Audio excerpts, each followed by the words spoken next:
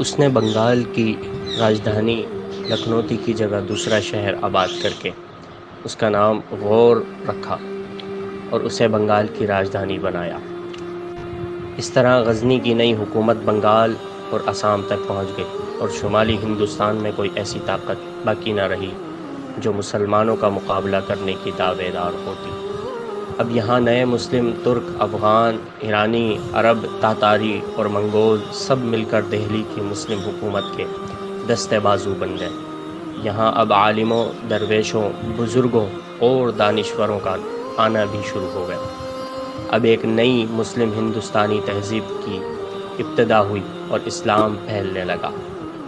یہ مسلم ریاست کے بانی کہلائے۔ شہاب الدین غوری نے ہندوستان میں اسلامی ریاست کی بنیاد رکھی۔ محمد غوری ایک عظیم حکمران تھا، بلکہ بہترین جرنیل، اعلیٰ منتظم، سیاستدان اور قابل مدبر تھا۔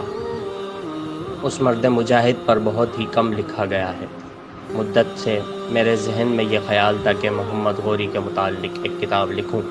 شہاب الدین کی منفرد شخصیت پر قلم اٹھانا اس لیے بھی مشکل ہے کہ ان کی زندگی کے متعدد گوشے تاریخ کے اوراق پر نہیں ملتے۔ پھر بھی میں نے تمام شامل مواد مستند تاریخ کتاب سے اخذ کیا گیا ہے۔ ضروری مقامات پر حوالہ جات بھی درج کیے ہیں، جس نے ان کی افادیت میں بے حد اضافہ کیا ہے۔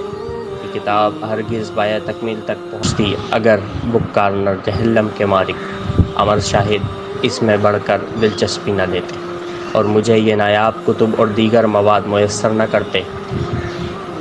سیاسی حالات کو بیان کرتے ہوئے سماجی اور اقتصادی حالات کو بھی سلجھے ہوئے انداز میں بیان کیا گیا ہے۔ نئی نسل کو ان کے اسلاف کے کارناموں پر روشنی ڈالنے کی ایک کڑی ہے۔